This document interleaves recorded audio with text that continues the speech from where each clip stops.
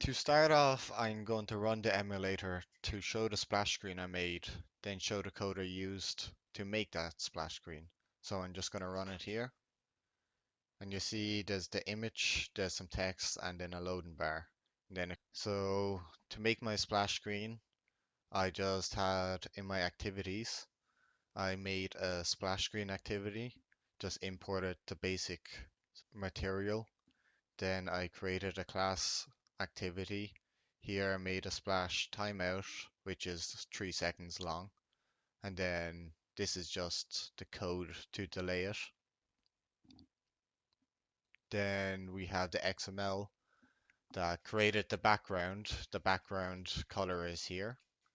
Then I linked it into the startup activity, which as you've seen is the button for the next part.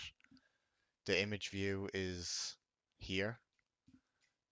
Um, this is just linking the ID up.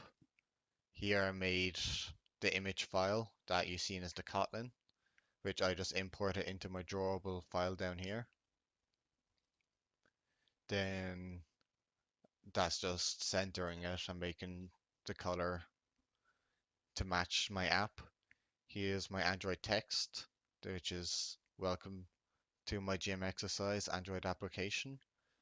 Then here's just a simple progress bar that made the spinning loading screen. Then to make it run as the first display when you run the app, I just had to make an activity in my manifest. This was the code I used to do so. This just essentially links into my splash screen activity. Um, Make sure that's the first to launch, and then straight away afterwards to launch into my startup activity, which I'll talk about now. You come to this page. This is just a navigation page I wanted to make that I'm going to improve on come the next project. So essentially all this does is I click a button and it moves me into my next page, which is my gym list activities. So the code for this was fairly simple. I just had to make another activities. This I named startup activity. I made the class for the startup activity. Then I made my start action button. Then yeah, I made the on-click listener for when you press it, which will go into my gym list activities, which is over here. The XML for this was also quite simple. I just linked into my startup activity and I created my button ID, the text for the button, and then just alignments. Um, to get this to show up, I just, as I talked about in the last part, I just created this line. Here, nothing has really changed from our practicals. It's still pretty much the same code as what we done in the practicals. The main differences is all my naming processes, because I rebuilt my app from scratch from the start with my naming process all the way up until the end of the models section. To get the add button as just a simple menu that was just an item add. So nothing has really changed here. Here we get a look at my next step, which is my ad. This is just a preview showcasing of what I can do with it. Here is what it is.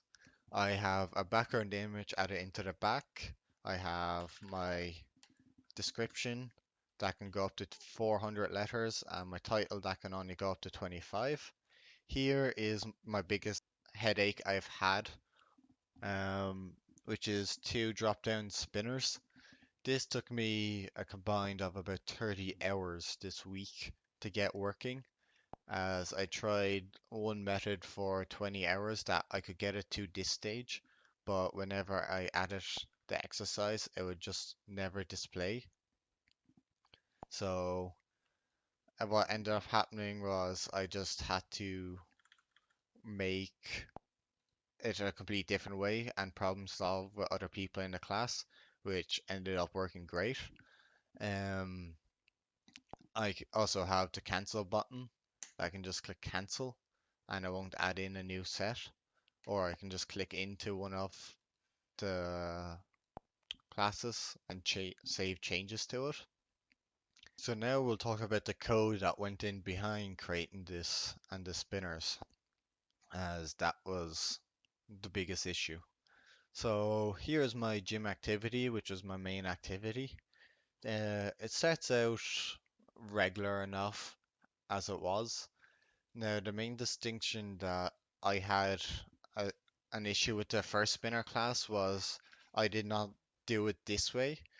Um, this was our second attempt. The first attempt, I could never get these two lines to run properly. They were always giving me just red errors that it broke their app completely. And the one fix I had was setting the set text to toString down here. If I just set this to toString, it would work up until the point of here, but would never display the actual reps and sets, leaving them total blank areas. But this second method we tried worked out great. Um, so essentially what we have, you create your category of, your gym category, your array of all your reps, and an adapter. Then you create a listener for your gym category. Um, so that's all basic enough and was quite easy.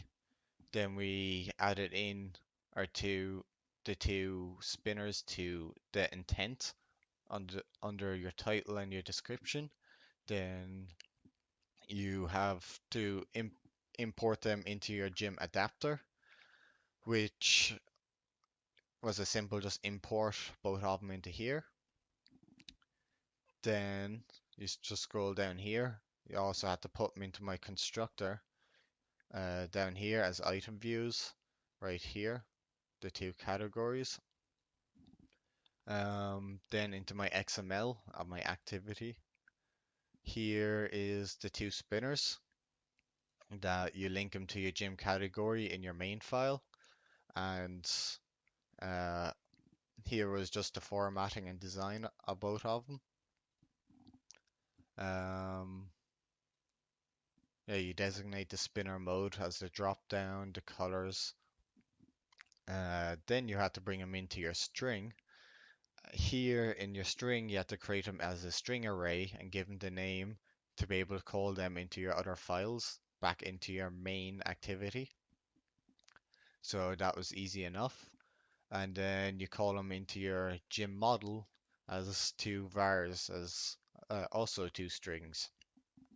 I originally tried to do them with integers, but that just, I could never get that to work. So I found this to be better as I wanted to be able to have them as sets. So it looked better in the text instead of just a number. So this was my biggest headache to get working. Um, Under here, you see the drawable background is how I got my gym background. It's just a simple file, image file. Nothing has really changed from the practicals other than displaying the reps and sets.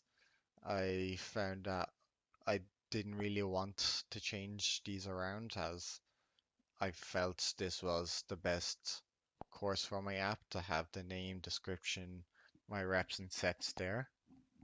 Um, the biggest changes would be from following the practical of being able to click into one of the sections and trying to edit it, though I have not been able to figure out how to save the edits, as while I can change them in this view, if I save it, it actually doesn't change the information there, nor does it make a different one.